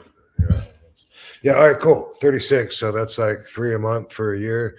I don't know how long the window was, but anyway, were you just asking me if I'm familiar with it? I thought that was a fascinating one. I was at dinner today, and I was telling how you like mobs. You were into mob stuff. Yeah, no, it's a good one. It's I like. Hey, shut up! I don't want to hear from you now. Did you hear that, bitch? I did hear it. Yeah. I actually just rewatched it like last week with Katie. Katie watched that movie with me. Oh, really? Is it good? I like it. Yeah, it's it's a little bit older, and it's a lot like the budget is more, a lot more acting and less like action, and it's not like a big explosion kind of movie, but they have their moments. But I really like it. That's why I rewatched it. I've seen it several times. And I was gonna say before she interrupted that I prefer nonfiction because then I'm learning some stuff, even if they twist some things or whatever, compared to like fiction, which is like Godfather. You know, some is based on some things or whatever. It's still, you know, like the movies that are like, I don't know if you call them biopics, but that are actual live action reenactments of real people's story. That is something that I always enjoy. It's almost like I got a sneak peek and got to watch what actually happened, you know, Yeah. even though they take their liberties and stuff. Oh yeah, for sure. Danny Green was a badass. They couldn't kill him, and they at one point they blew up his house, and then he would sit out there in the empty lot in a chair, like he's he's being interviewed by the news. It's a famous video that you can find where the news is interviewing him, and he's in the empty lot and he's just sitting there and he's like, I'm not a hard man to find, you know, I'm right here, and gives his address, you know, like on the TV and everything. And he was super ballsy. Damn, how about that? The guy that plays Danny Green was in Rome. I really liked that. Yeah, I really enjoyed that 100 years ago, but that's what I remember him from. And he's been in other things too, but good Ray actor. Ray Stevenson. There you go. Good actor. Yeah, I gotta check it out. Oh, there's a good amount of names in here too. I can't wait to check this out. Actually, Christopher Walken's in there. Paul Sorvino. Yeah, yeah. Those guys are in the mafia, and then Danny. Give you just a little bit of information of the content. Danny Green wants to get a loan. And he goes to someone who's going to the Gambino crime family to loan him $70,000. He wants to invest it and buy this farm, and boom, boom, boom, boom.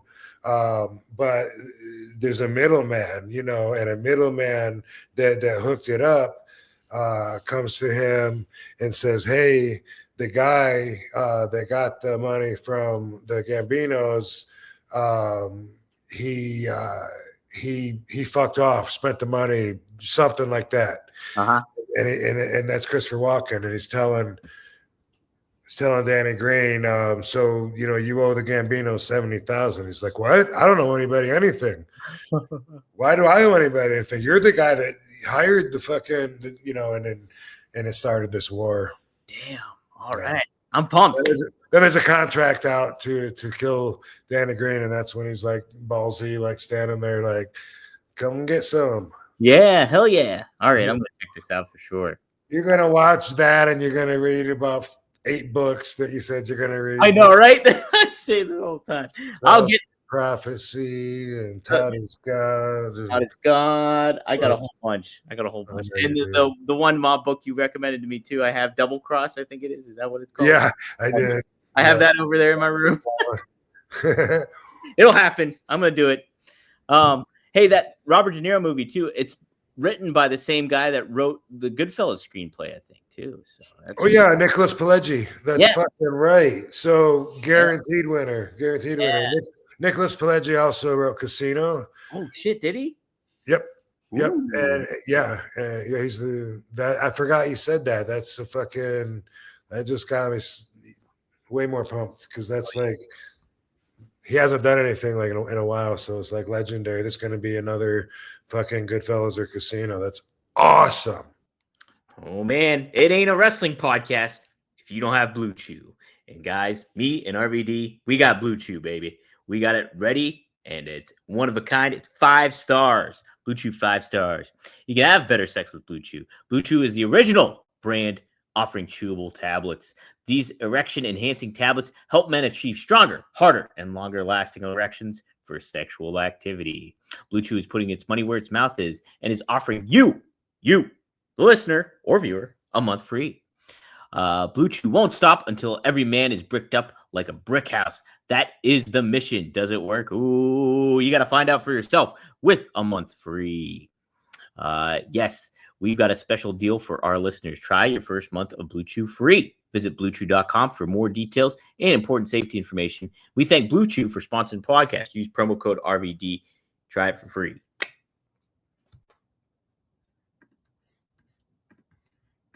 How do you feel too about De Niro playing both roles? Are you Are you cool with that? Do you think that that's interesting, or do you think that's like, oh, I'd love a different actor to play one? It's interesting. I wonder why they made that choice. Yeah. But one of my favorite movies ever is, see if I can come up with the name of it. I might need some help from the chat room on this one. Damn it all. The actor that played Tom Brady. Tom Brady's the actor or the football player? That's a football player. The guy that sounds like that. He played Venom. Oh, not Ed Hardy. Tom Hardy. Tom Hardy. Tom Hardy. Tom Hardy kind of sounds like Tom Brady. Yes, okay. you're close. Okay. Yeah. One of my favorite movies ever is Tom Hardy playing the twin brother mobsters in England. Oh, okay. Yeah. So I need some help, or we can look it up. Actually. Yeah, let me look it up. Okay, I'll let you look it up, producer. So good. It's so good. They're so opposite, the characters, and he does such a good job. He became my favorite actor when I saw that movie. He's a good actor. Let's see here. Do you know what year this was, Rob? What movie it came out in? No, I don't know. This was like 10 years ago. I think if I see it, I might.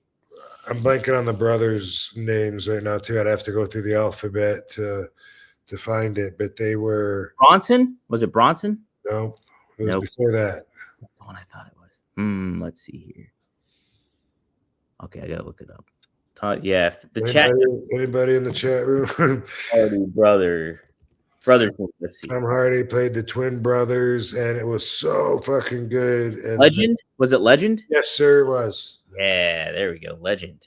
Great movie. Add that to your list, bro. Okay. So good. The brothers, so they're twins, but they're so opposite. And that guy was able to put off such a different vibe when he was each brother that you just knew, like you recognized that is such a different guy, because one of the brothers is like smarter and one of them's a little more loose, and impulsive, and he did such an amazing job that I was like, when I saw it 10 years ago or whenever it was, I was like, that's my favorite actor. That's my favorite movie. That's how I felt at the time when I saw it. It was so good. Hell yeah. I love it. So because of that, I expect Robert De Niro to be able to do the same thing, playing Frank Costello and Vito Genovese. It wasn't even the same guy. I mean, yeah. Well, no, I guess that makes it harder playing two different guys than playing twins. Maybe prospectively, you could say it's harder because you got to change your look a little more. But yeah, from what I saw in the pictures, he looks like Vito Genovese pretty much, and I have high expectations. No pun intended. Sweet, yeah, that's it. Yeah, right. No pun intended. Yeah, I love Tom Hardy. I loved it. Did you see the Mad Max movie he was in? The Fury Road. Didn't anybody see Legend? Like, you guys go. People did. They shouted it out. There was a couple. Botello mentioned it. Botello. Oh, okay. Oh, it's so good. Yeah. So okay, we got that. Man, I got a huge list. I got a lot of books to read, a lot of movies to watch. I didn't like the one on Al Capone. I've seen it a couple of times. It wasn't bad, but it's Al Capone getting old and losing his memory and shit in his pants. So overall, it wasn't as enjoyable of a movie, but that's not fun. Yeah, it was all right. I liked it better the second time than the first time because I kind of had been through it. So yeah, I didn't expect it to be whoa. Tom Hardy's playing Al Capone. Instead, it was like, oh, okay, yeah, that's when he's old and got the syphilis or whatever. Yeah. David Lee asked this question.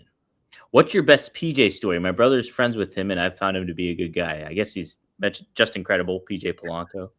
Or is he talking about PJ Black? Ooh, good question. Also known as Justin Gabriel, who just joined Only Wrestlers last week. How about that? Wow. I never put that.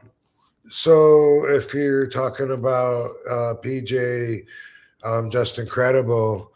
I like him.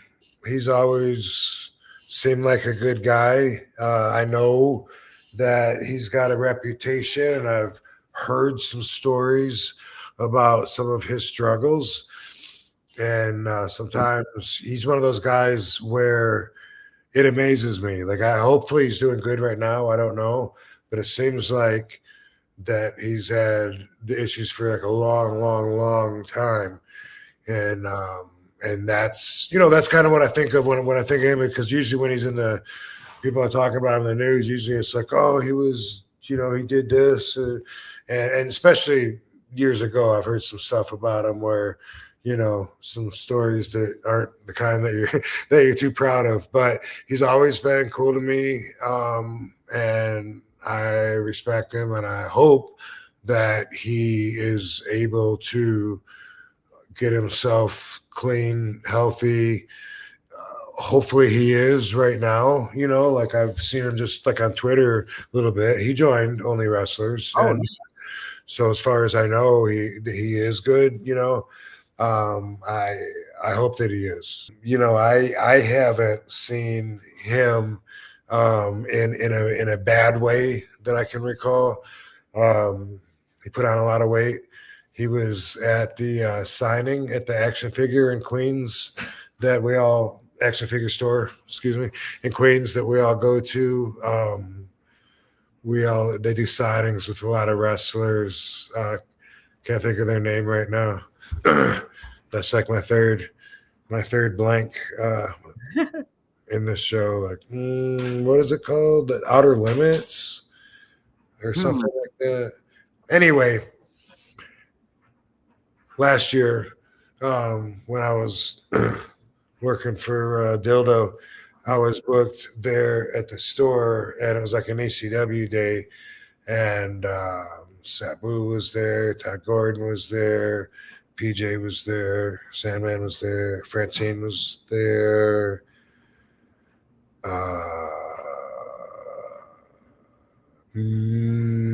Sandman? Was Sandman there? Yeah, no, I said Sandman. Oh, did you? Chris Chetty was there, and Raven was there, but at different times throughout the day. Oh. And I was there like all day because that's how I get used on these bookings. But anyway, I remember like Sandman said something to him, some kind of joke, like something about PJ being fat. I can't remember exactly what it was, so I won't sit here and try to think of it, but something about, damn, PJ, how's your blood pressure? And he was like, high. He goes, yeah, I bet.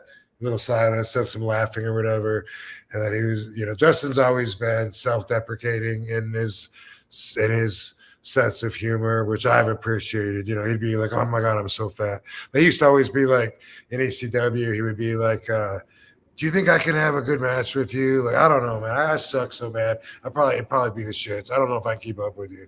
And I'd be like, dude, because they were building that, Well, that was Paul's idea at one time, was to build Justin Credible up to that. And we never did have that match, but he was intimidated by the thought of it, which actually there's a list of wrestlers I can think of over the years that I would put on that list. It's weird.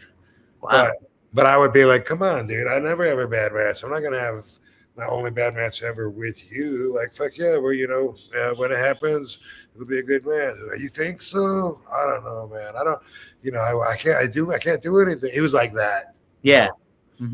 Likable guy, and I wish him the best, and hopefully I didn't say anything that that he wouldn't want me to say, because I don't, I don't know what his condition is right now. I hope that he's good.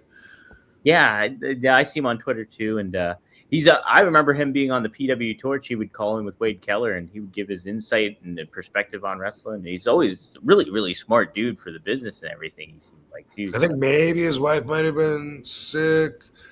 I don't know, but he went through a little struggle, and hopefully he's on the other side now. Yeah. And I was happy to have him on Only Wrestlers. And, a lot of people know who you are and would be stoked to see you at a convention or whatever, dude. You're an ECW wrestler. Heck yeah, no doubt about it. No doubt about it. Seth also adds, I got a song called Smoke 'em If You Got 'em. So how about that? I did not know that. Mm-hmm. I'm interested in hearing that one. Huh? I'll have to give it a listen, Seth. We'll give it a listen on here for sure. I'll include that in the link. So I got to include the Chris Bay stuff. I'll include the link to that song in here too. So. And I got my friend's name, Steve Watkins, at the red light therapy place, but I don't yet have the name of the place. But on the show we do tomorrow or Tuesday, I'll have the red light therapy place. In case anybody in Las Vegas is interested or whatever, it's in Summerlin. And there's a lot of other equipment there, like high tech equipment that you don't find like in your local gyms. There you go. Check it out, guys. Yeah, so we'll keep you posted on that too. Wanted to give out a shout out to Joe Holland too, who was in the chat. I saw his name pop up in here. Hey, what up, Joe? Yeah, so he popped in. If you wanted to support his wife Wendy, do so. I'll include that link in our description for the show too this week. So if you can help out that way too. So cool stuff, Rob. We'll reconvene here. I got to give you another video for you to use at the beginning of the clips, because everyone is like, you can subscribe to Only Wrestlers. Sounds like my words slur a little bit, but okay, yeah, we could do another one. You can subscribe to. Do you can subscribe to Only Wrestlers? Follow your favorite wrestlers. It doesn't have to end. Dude, that's it, man. You just reminded me of a project I got for that. Heck yeah. Sweet. Yeah. So there we awesome, go. Dude. All right, cool, man. Appreciate it. Thanks. Hey, how come you didn't give us our daily numbers? Like usually you go and say we got thousands. We got $2,000 in here. We got $2,000 for Sunday night. That's pretty good. Oh, okay. So yeah, that's not the 10 that we had last week. The 10 we typically get. So Sunday night's a little, and we're late. It's 10 p.m. Sunday night Eastern Standard Time. So cool. Well, thanks everyone that made it. Yeah, thanks. Have a great night, and if you so desire, we're gonna be back real soon. We are. We will be back here for One of a Kind. We're gonna knock next week's show out early in the week. That's it. That's what we're gonna do. We got a game plan, folks. We'll see you next time here on One of a Kind. Look at that vascularity. It's vascularity. See my veins from there? Boom. I can see the veins. Boom. You got super